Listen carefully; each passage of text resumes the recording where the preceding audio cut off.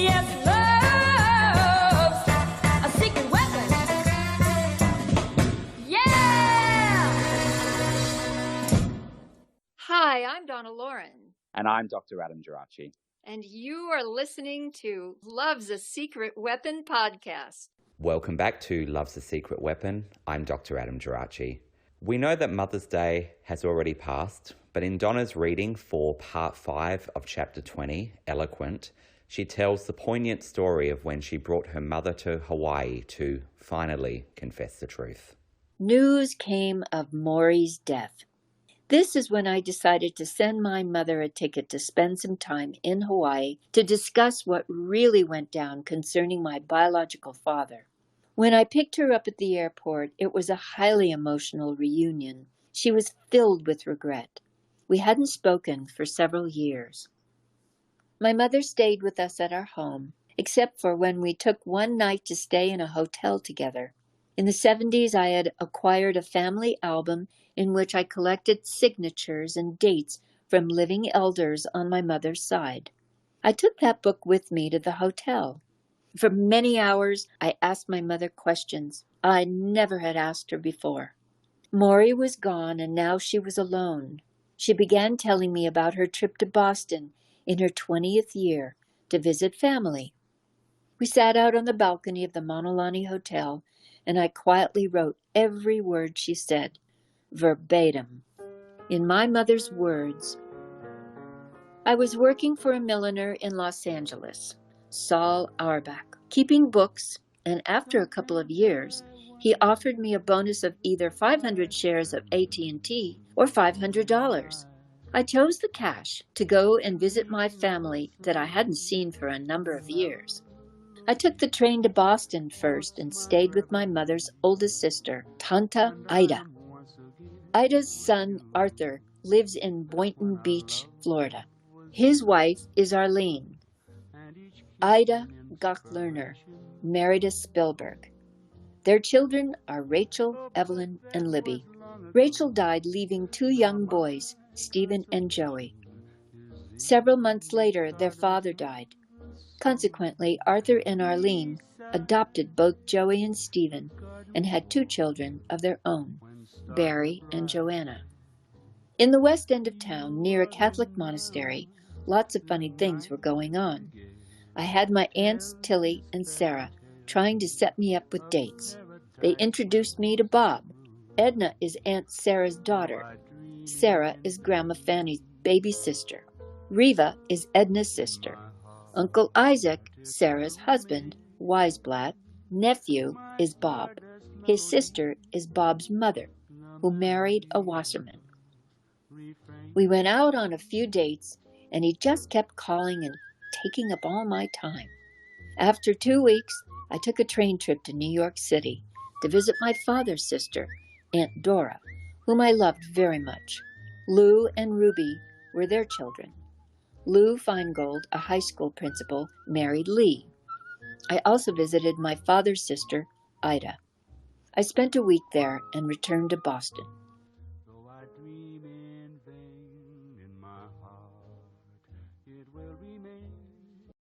The minute I got back, he, Bob, was waiting for me and started taking me places and insisted upon getting me a gift. I never accepted gifts from boyfriends. He took me to a fancy department store and bought me a dress because we were going out with his brother, Issy, on a double date. I stayed for a few more days until it was time for me to go back to L.A. I was overwhelmed by the love he showed me. I never told anybody I loved him. I told him the last night before I left. In our passionate goodbye is when you were conceived. I left to return to L.A., but we had made plans for him to follow me because we confessed our love for each other. He kept calling me and writing me all the love letters. I could feel in our conversations a pressure to discontinue our courtship. It was coming from an outside influence. It wasn't his own feelings. Then when I found out I was pregnant and I told him, he still kept calling, but instead of every day, it kept dwindling. And then I got a letter and a bombshell dropped. I tore up all the letters and pictures, so I can't remember word for word. But essentially he said it was over. and he would not come to California or accept any responsibility. I told my parents, and we decided a plan of action, which was to send me away back to Boston to stay with Aunt Tilly and Uncle Jack. I couldn't stay with Sarah. It was too touchy since Bob was her husband's nephew. Tilly and Jack did not make me feel welcomed. My mother's father and Manya's mother were brother and sister, which makes her my second cousin, first cousin once removed. Manya was married to Robert Aronson. They had a son, Arnold, and Manya was expecting their second child, a daughter, Natalie. I tried to contact Bob, but he would never answer my calls. It made me feel like 2 cents. The only positive influence I had was Manya and Robert. It was just a day-to-day thing, but it hurt. I always thought, how could someone love you and leave you? Your father used to sing and play violin in cafes, she told me. He had a beautiful voice. His mother had him doing errands for her, collecting rent from the properties she owned. My family was poor working people. His family had deeper roots and lived in prosperity. After you were born, Bob came to see me in the hospital. He brought me flowers and looked in the nursery to see you. And then the shocking moment came when he said goodbye, forever. Bob is still alive, and I'm still in love with him.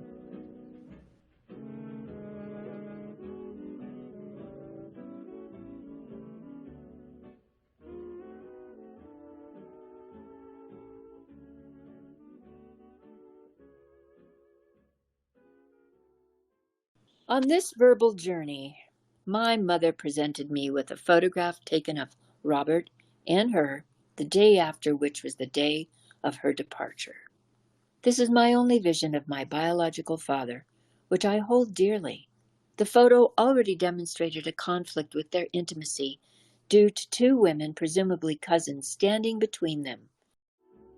After finding out that she was pregnant back to Boston, my mother went, this time to live with cousins Manya and Robert. Manya was a liberal woman studying for her law degree and also very pregnant. Her husband was a kind and generous man who embraced my mother. My cousin Natalie, their daughter, told me recently of a story her mother told her. Quote, "My mother used to put me on your mother's belly to warm you." Unquote. Natalie was born late October, which makes us 5 months apart. My mother weathered the winter in Boston, and I'm sure the practical sense and endearing nature of Natalie's parents helped to keep me warm in the womb. My mother told me as time neared a due date, she was stepping on a local train and lost her footing. She fell face down on top of me. She unconsciously made a last attempt to abort her mistake. Robert and his family encouraged her to take this action all along. I think my will to live overrode theirs. I must say, though, that wounds are deep.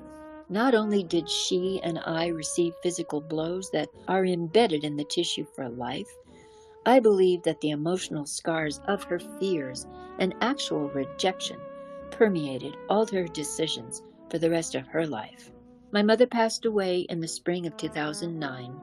I find myself randomly nestled in a crochet blanket she made for me in our later years when I offered to nurse her back on her feet. For 4 days, I sat by her side after a foot surgery she underwent.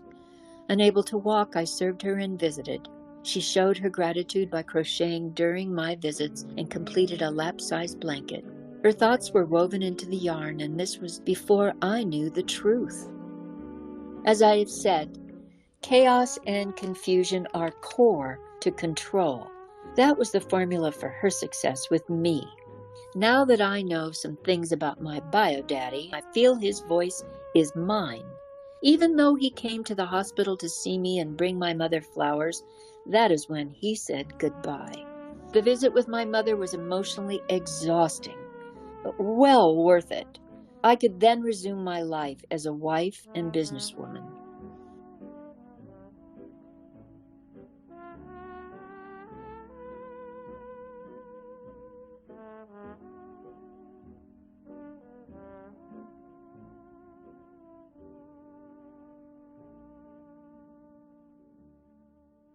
Really a lot to talk about today after the reading, Donna. I know we started the podcast with some of your mother's story all those episodes ago, over 60 episodes ago, but this is really the time in the narrative that you're telling over this chapter to really revisit that story and the time that your mother Ruth spent in Hawaii with you after Maury had died, and in her words, what had happened early in her life leading to you being here.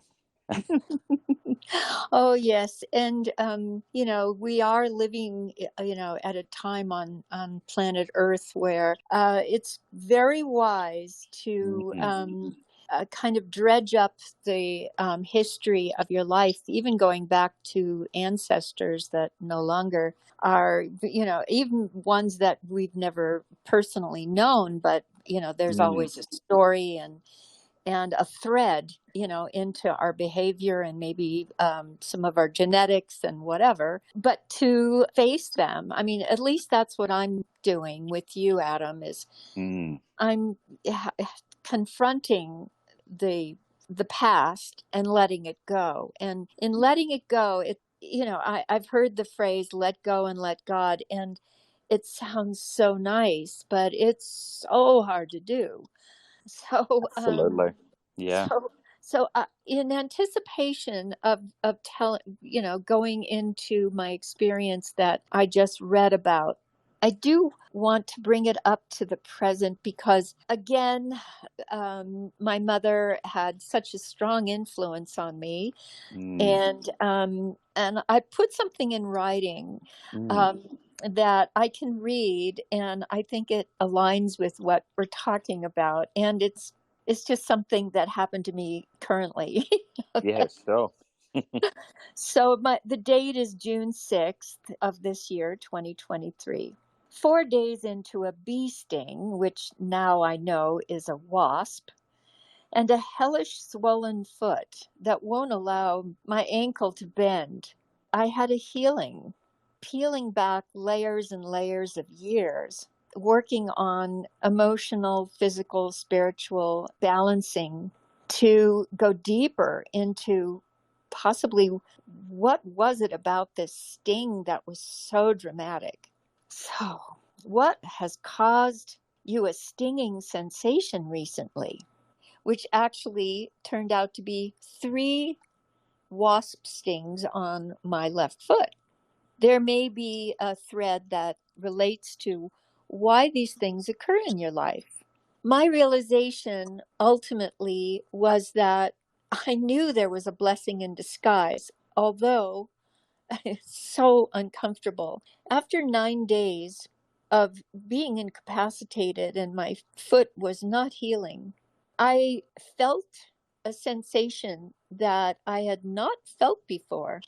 This sting had transposed itself into a feeling of bitterness that I had been feeling my whole life, a feeling of bitterness that I learned from my mother's life experience of being rejected and abandoned by my biological father.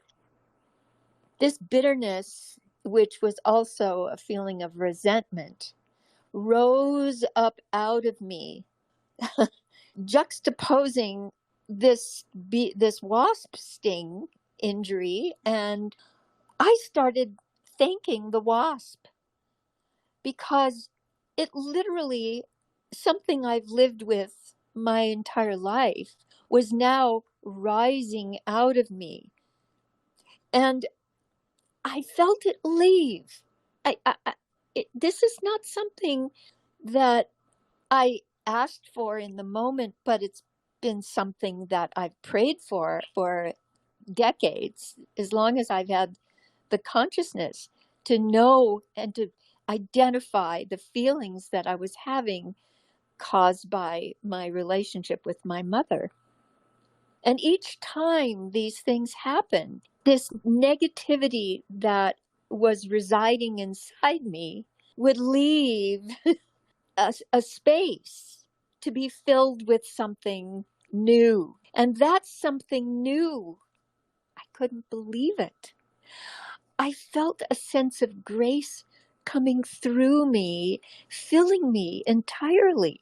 And that was the turning point of this sting and the swelling in my foot, because the next day, after speaking with my girlfriend in Hawaii, who knows a lot about remedies, told me exactly what I should do that I had not been doing according to what I was reading on the internet. and and I'll just let you in on it. Rather than putting ice on a swelling, she recommended that I scrub my injuries with hot water and soap, and then make a poultice of clay with apple cider vinegar to draw out the poison, which I did. And within 24 hours, the swelling started to subside. And guess what? I can see my ankles again. and and I have it's like a heartache, caused from this bitterness that my mother experienced. And that how do you say that, Dr. Adam, when, you take on an energy from someone you love and someone that's so close to you, you'd hope that it was a positive, but in this case, it was a negative. Yeah, I was just thinking that this idea that, I guess it's a heightened form of empathy in many ways, isn't it, Donna? This idea that we do take on the emotional conditions of those around us, and particularly in our early years and beyond, because these relationships can last a lifetime, either literally or figuratively.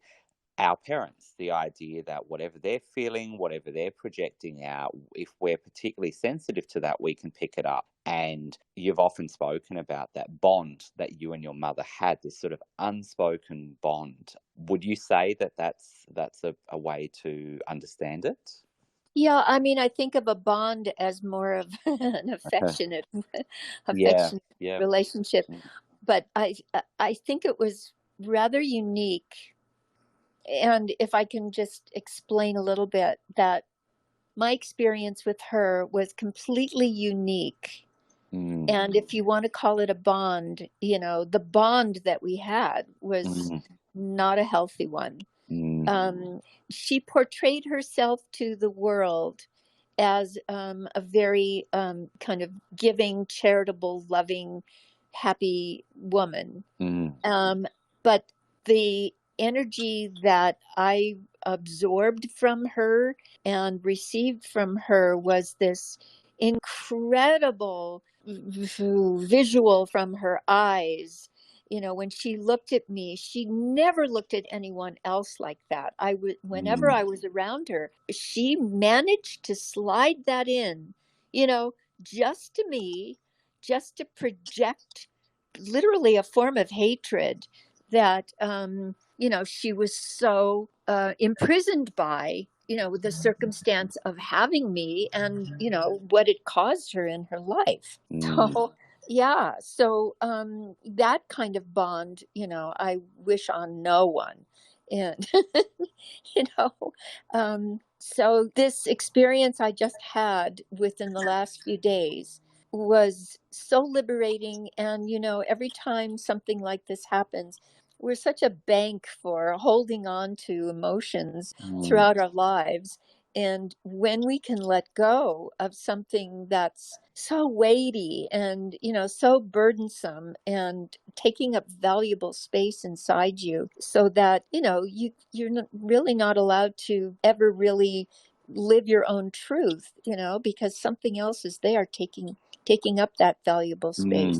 And when you say that idea of truth, I think that's really interesting because, and you started our conversation by talking about this idea of, looking to ancestors. And one of the interesting things is that when you found out this truth about who your father was, and in the case of thinking it had been Maury and he was not, this was something that sometimes people experienced, found out for whatever reason that who they thought their parent or parents were was not the case. But one of the interesting things is so many of us at the moment are doing ancestry tests and DNA tests and things like that. And from what I was reading stories on the internet of people doing these tests more and more, and more recently, a lot more people have found out that, hey, there's something that's not quite right in terms of parentage or whatever else coming up. And so I think there's a whole lot of people coming through now who are finding out some of these situations, which for you, when you found this out over 25 years ago, it probably wasn't necessarily that common that parents went to their grave not telling the truth of these sorts of situations. Yeah. Well, there is a very common disease of denial on this planet, and it creates, to me anyway, it creates a density and a state of illusion that is the farthest thing from the truth. So that's what just occurred to me recently, but to the experience that I had with her in Hawaii when I brought her over, and she we checked into a hotel, and I brought this family album book, and it's very empty, but I started it years and years and years ago when my first two children were just young, and in my backyard I made some sort of an outdoor luncheon with a long table, and I told my mother that as long as the relatives that she was in contact with and that I heard of and that I had seen and met, and some of them I knew who were closer, I'd like to gather them all in at one table and have them sign in on my family album book. So this was, maybe more than 45 years ago. So that's the book that I took with me, the album that I took with me to the hotel when we checked in. And when my mother began telling her story to me, this was after a few years went by, between the time that Jared had met with his aunt, and that she was married to my uncle, and and she knew the truth and shared that with Jared when she thought that we were serious about our relationship. And and I had lived with that information and communicated it to my mother through a letter. And my mother's reply to me was, "So what?" Yes. Which put me off for another while. And then finally, I broke down and sent her a ticket and asked her to come to Hawaii. And this was shortly after Maury had passed. So this was like a whole new chapter in her life. And we met at the airport, and of course she was sobbing, and it's like full of regret, and and not a well woman. In fact, she couldn't even walk in the Kona airport. It's not a big airport, Right. so you have stairway down the air, like the old ways in the plane. They have the stairs rolled up to them, and then you walk down the stairs. Well, she couldn't. They had to send some kind of a gurney thing that they raise up like an elevator, and bring her back down, and then put her in a wheelchair. So here comes my mother into the airport, and she stands up and is sobbing, and and then hugs me, and and again, as you were talking about empathy, my heart joined with her heart and started sobbing with her, which created a bit of a scene in the airport. I can imagine. Oh my goodness, because we hadn't seen each other for quite a few years. Yeah. So then, went directly to the Mauna Lani and checked into a room, and we shared it that one night. And I was out on the little balcony with my family album and a pen, and I asked her to tell me the story, which I wrote down verbatim. Yeah. So Yeah. that was the first direct contact I had with her. She ended up being able to walk a bit. It was kind of a rocking and a rolling kind of shuffle. So she didn't need a wheelchair to be with me, fortunately. So then, it was at the time of our wedding, so year 2000, Mm. that she stayed with us at our home in our guest room, and always, it's like she couldn't help herself. Her eyes just couldn't hold back Mm. her misery. And so she would show that to me. And I recall just before the wedding, I sat down at my piano, and, I was needing to vocalize. I just needed Mm. to exercise my vocal Mm. cords. And there was a little red velvet settee nearby, and my mother sat down, Mm. Mm. and I started vocalizing for myself, and not for anybody else. But she was there, and she started crying, and it was Mm. this remorseful kind of feeling, like, like, look what you've wasted, and you could have been, and all of that kind of negative. Yeah. Again, what did you give up, and it was just, so I looked at her for the first time. I had some empowerment, and I said to her, I thought you'd be happy, hearing me. Mm. And it was the very first time that I didn't let her negativity enter me, after all these years of accumulating her negativity.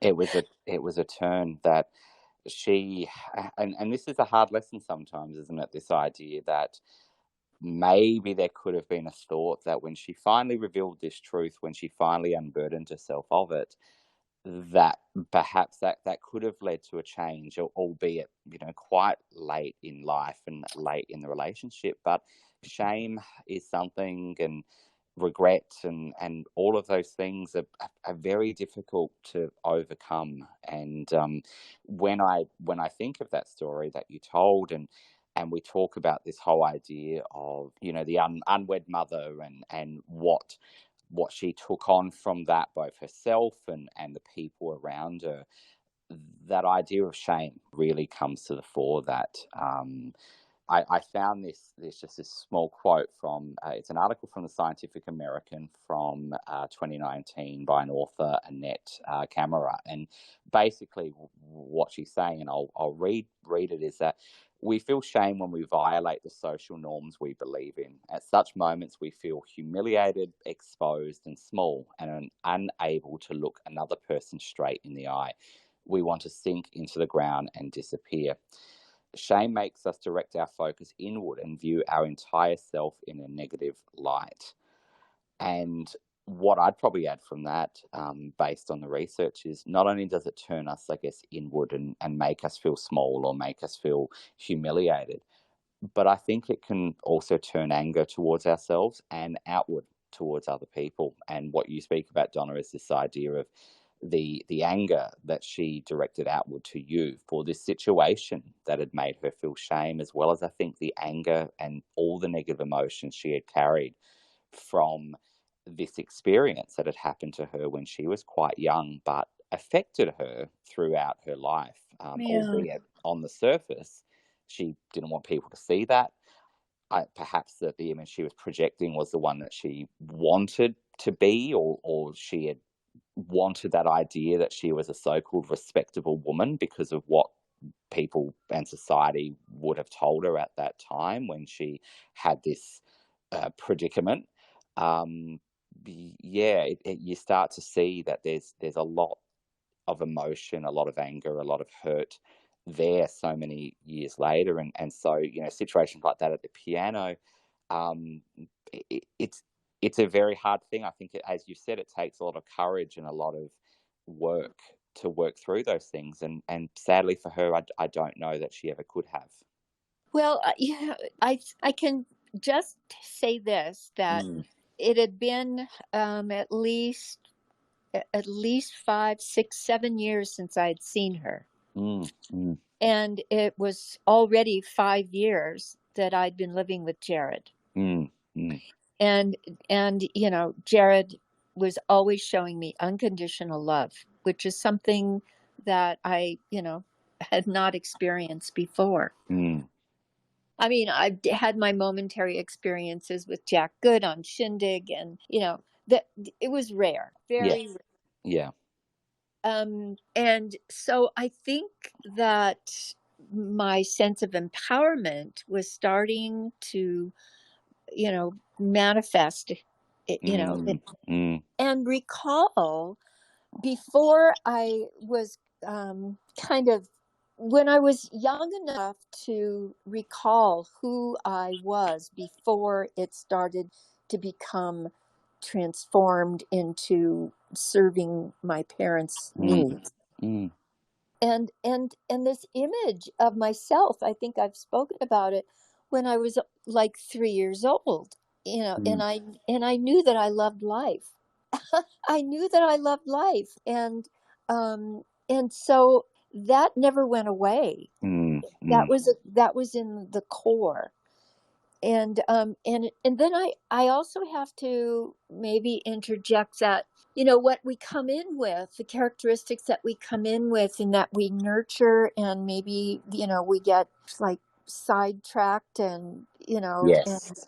but, I always had that. And I tend to think that when my mother was a young woman, from what I saw, like of her mementos when she was high school student, and the stories she told me when she was still living in New York as a young girl, and her relationship with her brother, that there was a tendency toward narcissism. Right.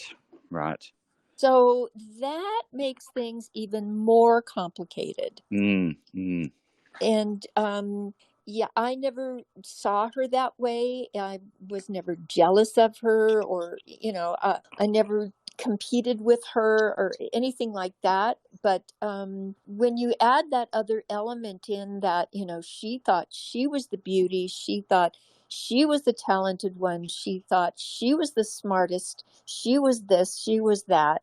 And then she gets knocked down by this fellow that she thinks she's in love with. That's a deep wound. Absolutely it is. And that does add an interesting dimension. And it's so hard because these, our parents, our relatives, our ancestors, we don't always get a full picture of them, and it is often what we spend a good part of our lives trying to figure out, in the service of understanding ourselves better, understanding them better, but also being able to break those patterns. That the gift of, I guess, having enough self-reflection, or whatever we want to call it, the want to try to unravel things and understand how our early experiences have affected us, and the kinds of patterns that we unconsciously took on, and how to break those where they're not serving us. You have to very carefully identify them. Yeah. And then decide, if they're yours or they don't belong to you. Yeah, and I kind of wonder, like you said, it was a transition period in Ruth's life. Maury had died. She was in a different place. Do you think that made her more willing to share these stories? Because, her first response, and perhaps it was shock, perhaps it was when you wrote to her after you first found out the truth, it was that very flippant, so what? And I guess that was probably driven by a whole range of feelings that she was feeling. But was she more receptive in this moment, or what was the general feeling of that? Well, there was a lot of activity leading up to the wedding, so there were distractions. But the one memory that stands out is that our guest house was separate. It was a converted garage made into like a cottage, and it was maybe 20 feet away from the house. And so she, before the wedding, she walked down the path in the evening to, be, I don't know, whatever her intentions were, to say hello, goodbye, I don't know, good night. But Jared and I were sitting at the breakfast table, and she entered through the back door, and she just stood at the other end of the table that we were sitting at, and she looked at Jared, and she looked at me, and it was like this was her gift. She said to us, you're with the right one. Right. And then immediately Jared and I both saw it. Her mood switched back to this bitterness. And her eyes just, had this kind of, I don't know what to call it, but it's like I don't know how to describe it. It's just not good. It's like a beam of someone looking at you with disdain, and nothing positive. She went from giving us 15 seconds of joy and her blessing to going back to who she was, and then shooting me that glare. That I felt, first time I had an asthma attack at 3 years of age, same thing. She just, and, unfortunately, and as time goes by and we talk about it more, and which is so healthy for me, and I hope that it brings insight and some resolution in other people's lives, is that, I have more compassion for her. My intention is to have more understanding, to see what she went through that I, just couldn't possibly experience before. And so speaking with you, Adam, and talking about all these things, it's just like, letting her be in her afterlife in peace, rather than me holding on to any of the feelings that were imposed on me. Literally from the womb. I mean, I think I was swimming around in the womb in all of these negative feelings that she was having, and that's what I came out with, and then we just swam around in it together for all those years. And so to have a healing experience like this, and to come to some resolution with with a dysfunctional relationship, and I strive for inner peace, and it's a long journey inward. And it's really worth it, because my favorite 4-letter word is always love. And that's the healer. And I can say that I did everything I could to love her, and now I can love her more. I think that raises this interesting idea that we've spoken a little bit about before, this idea of acceptance or even forgiveness, that it's not necessarily about condoning what people have done or liking what the nature of a relationship was or any of that, but it's accepting it for what it was, and not living in the delusion of either hoping that why couldn't have been different or how can I change this. Is sometimes these are the ways things are, and if we can have compassion for those people who have caused us this conflict, or we've had these relationships with that are very complex, it's something internal. It doesn't even depend on that other person being there, or that other person, us having the chance to tell them, we accept it or we forgive them, or anything like that. If for example, they're not around, but it's as much an internal process of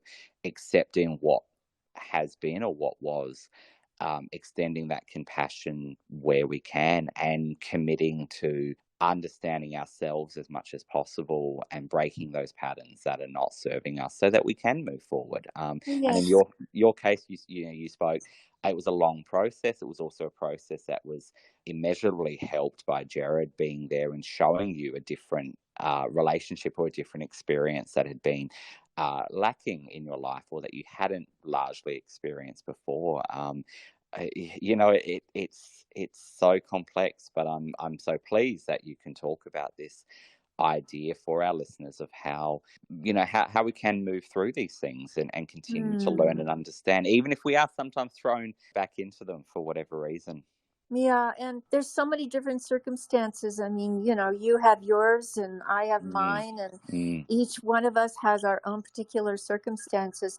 But as you said, the patterns from the past that creep in and take hold and confuse the heck out of us, I mean, and it's like, it's so perplexing. It's like, why am I angry? Why do I, why am I dysfunctional? Why am I not being able to be the person that I know I am, but something's always preventing me from overcoming this or overcoming that? And I really do think that it's because we're like these vessels filled with stuff that we really need to let go of. And as you were explaining to me in conversation about the unknown, and we've talked about that before, being in the unknown is a scary place to be.